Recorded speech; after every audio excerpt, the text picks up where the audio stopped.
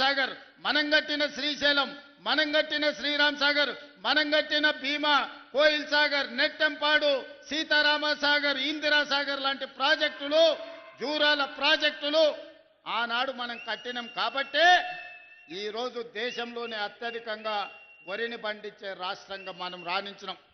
పెద్దలు తుమ్మల నాగేశ్వరరావు గారు చెప్పినట్టు వచ్చిన ఎంబడే 21,654 కోట్ల రూపాయలు 25,35,000 రైతు కుటుంబాలకు 2 లక్షల రూపాయల వరకు రైతు రుణమాఫీ చేసి దేశంలోనే తెలంగాణ రాష్ట్రం ఇది రైతు రాజ్యంగా, వ్యవసాయం అంటే దండుగ కాదు, వ్యవసాయం అంటే పండుగ అని నిరూపించి రైతు రుణమాఫీ చేసిన ఘనత మన ప్రభుత్వాన్ని.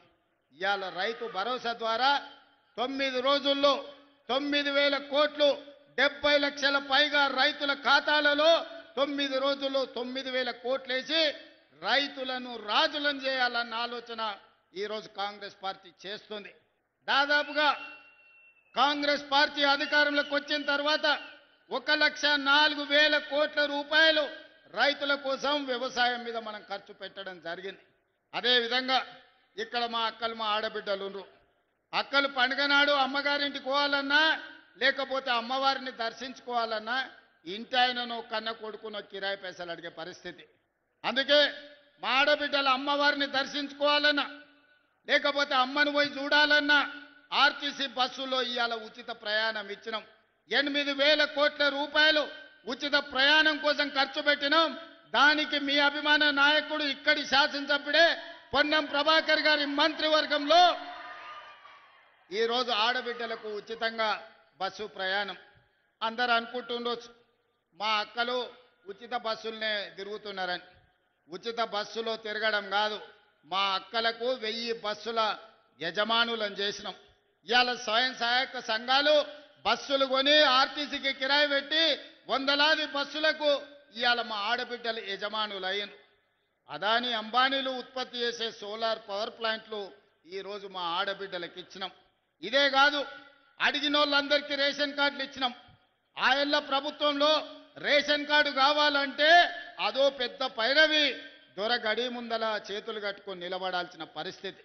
కానీ మనం వచ్చిన తర్వాత అడిగిన ప్రతి కుటుంబానికి, పెళ్ళైన ప్రతి ఆడబిడ్డకు అమ్మగారింటికా నుంచి అత్తగారింటికి పోతే రేషన్ కార్డు అప్పటికప్పుడే ఇచ్చి ఆ కుటుంబాలను ఆదుకున్నాం. ఆనాడు దొడ్డు బియ్యం ఇస్తే పశువులకు దాన పెట్టేది. కానీ ఇవాళ మనం ప్రతి వాళ్లకు 3,10,00,000 మందికి సన్న బియ్యాన్ని ఈరోజు మనం పంచుతున్నాం. ప్రతి ఇంట్లో ఈనాడు సన్న బియ్యం వండుకొని సంటి పిల్లలకు తినిపించి ఈరోజు మా ప్రభుత్వం ఇందిరమ్మ రాజ్యంలో మేము సన్న బియ్యం తింటున్నాం, మాకు వస్తున్నాయని మా అక్కలు చెప్తున్నాం. అదే కాదు, ఆ ఎల్ల కరెంటు బిల్లు అవతల రూమ్లు ఉంటే యువతల, యువతల రూమ్లు ఉంటే అవతల బంద్ చేసుకునేది. జరసేపు ఫ్యాన్ వేసుకుంటే జరసేపు ఆపుకునేది. ఎందుకంటే కరెంటు బిల్లుల కష్టం ఉండే.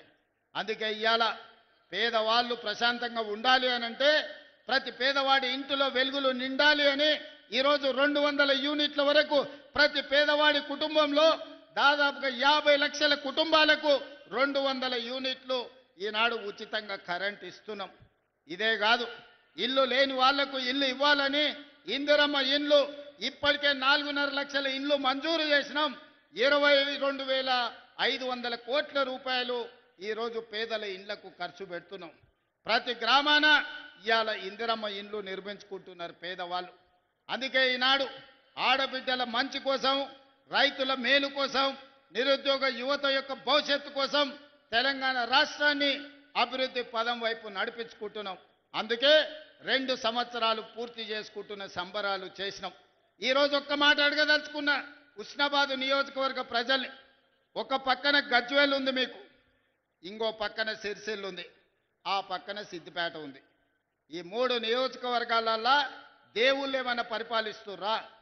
గత 10 ఏళ్ళు ఈ ఉస్నాబాదు, అంతకంటే ముందు కూడా టీఆర్ఎస్ వాళ్ళు ఎమ్మెల్యేలు ఉన్నారు కదా, ఆడ మొదలుపెట్టిన రంగనాయక సాగర్ పూర్తవుతుంది, కొండపోచమ్మ పూర్తవుతుంది, మల్లన్న సాగర్ పూర్తవుతుంది. ఆ నియోజకవర్గాలు నిధులు వరదలై పారుతాయి. కానీ ఉస్నాబాద్లో మొదలుపెట్టిన మీ గండిపల్లి రిజర్వాయర్ కానీ, గౌరెల్లి రిజర్వాయర్ కానీ ఎందుకు పూర్తి చేయలేదో ఆలోచన చేయండి. కానీ కేసీఆర్కు సెంటిమెంట్ హుస్నాబాద్. సతీష్ బాబు మావోడే, మా ఇంటి మనిషే, ప్రచారం ఇక్కడి నుంచే మొదలు పెడతా అన్నాడు. అయ్యా, ప్రచారం మొదలు పెట్టడానికి నీకు హుస్నాబాద్ కావాల్సి వచ్చింది, కానీ నిధులు ఇవ్వనీకి నీకు హుస్నాబాద్ కాలేదా? ఈ ఆదర్శ గ్రామం అని ఒకటి తీసుకున్నావు, దానికి ఏం చేసినావు అని నేను అడుగుతున్నా. అందుకే ఇవాళ మా మిత్రుడు మా పొన్నం ప్రభాకర్ గారు, నువ్వు గౌరెల్లిని గుండపల్లిని పూర్తి చేయాలన్నారు. ఎన్ని నిధులైనా ఇచ్చి తొందరలోనే మీకు గౌరెల్లి రిజర్వాయర్ పనులన్నిటినీ పూర్తి చేపించే బాధ్యత ఈ ప్రభుత్వం తీసుకుంటుంది, కాంగ్రెస్ పార్టీ తీసుకుంటుంది. అదేవిధంగా మీ ఎమ్మెల్యే గారు చాలా ఇచ్చినా ఇంకేం ఆడాడు అనుకొని వచ్చిన. మీకు కాలేజీలు ఇచ్చినా, యంగ్ ఇండియా ఇంటిగ్రేటెడ్ స్కూళ్ళు ఇచ్చినా, మీకు రోడ్లు ఇచ్చినా, చాలా ఇచ్చినాక మా పొన్నమన్న సంతోషంగా ఉంటాడు అనుకున్నా. అది అయిపోయింది, ఇచ్చింది అయిపోయింది, మళ్ళీ ఏం చేస్తావు చెప్పని మళ్ళీ కొత్త కాగితం ఇచ్చిండు. దీంట్లో చాలా ఉన్నాయి. హుస్నాబాద్కు రింగ్ రోడ్డు కావాలన్నాడు, ఇంకా చాలా రాసిండు. ఇక్కడ అన్నిటినీ ప్రభుత్వ పాఠశాలలకు నిధులు కావాలన్నాడు. అదేవిధంగా పట్టణం చుట్టూ రింగ్ రోడ్డు అడిగిండు, మున్సిపాలిటీకి అండర్ గ్రౌండ్ డ్రైనేజ్ ఏదో అడిగినట్టుండు. అదేవిధంగా చాలా వాటికి తాగునీటి నీళ్ల కోసం కూడా ఇవాళ నిధులు అడిగిండు. తప్పకుండా ఇక్కడికి వచ్చిన హుస్నాబాదు మిత్రులకు మీకు ఒక్కటే మాట ఇవ్వదలుచుకున్నా, గత పాలకుల లెక్క హుస్నాబాదును నిర్లక్ష్యం చెయ్యం. ఆనాడు సిద్దిపేటను, సిరిసిల్లను, గజ్వేలో మాత్రమే వాళ్లకు నియోజకవర్గాలుగా కనిపించినాయి, ప్రజలుగా కనిపించిందేమో. మనం అట్లా కాదు, ఖచ్చితంగా అభివృద్ధి చేస్తాం. హుస్నాబాద్కు కావాల్సిన నిధులను మంజూరు చేసి ఈనాడు ముందుకు తీసుకెళ్తాం. అదేవిధంగా పెద్దలు వెంకటస్వామి గారు ఉన్నారు. గతంలో ఐటీఐలు అంటే కాలం చెల్లిపోయిన ట్రైనింగ్లు ఇచ్చేది.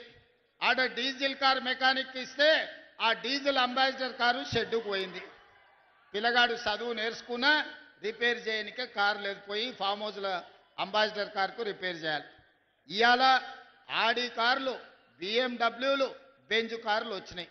అందుకే ఇవాళ పిల్లలకు ట్రైనింగ్ ఇవ్వాలంటే ఐటీఐలను అన్నిటిని కూడా అడ్వాన్స్ టెక్నాలజీ సెంటర్లుగా ఈరోజు ముందుకు తీసుకెళ్తున్నారు వెంకటస్వామి గారు. అందుకే ఏటీసీలో జాయిన్ అయ్యే ప్రతి విద్యార్థికి ప్రతి నెల 2000 రూపాయలు స్కాలర్షిప్ ఇవ్వడం ద్వారా నిరుద్యోగ యువకులను అభివృద్ధి పదం వైపు సాంకేతిక నిపుణులుగా మార్చి ఈరోజు ముందుకు తీసుకెళ్తాం. అదేవిధంగా మిత్రుడు శ్రీధర్ బాబు గారు ఇక్కడనే ఉన్నారు. ఇవాళ గ్లోబల్ సమ్మిట్ పోయి నేను ప్రధానమంత్రి గారికి, సోనియా గాంధీ గారికి ఆహ్వాన పత్రిక ఇచ్చిన. ఇది నేను చేస్తున్నది కాదు, మిత్రుడు శ్రీధర్ బాబు గారు చేస్తున్నారు. వారి నాయకత్వంలోనే భారత్ ఫ్యూచర్ సిటీలో ఈరోజు తెలంగాణ విజన్ డాక్యుమెంట్ మనం తెస్తున్నామంటే పెద్దలు శ్రీధర్ బాబు గారు అండగా నిలబడి పారిశ్రమలను, ఐటీ కానీ ఇండస్ట్రీస్లో పెట్టుబడులు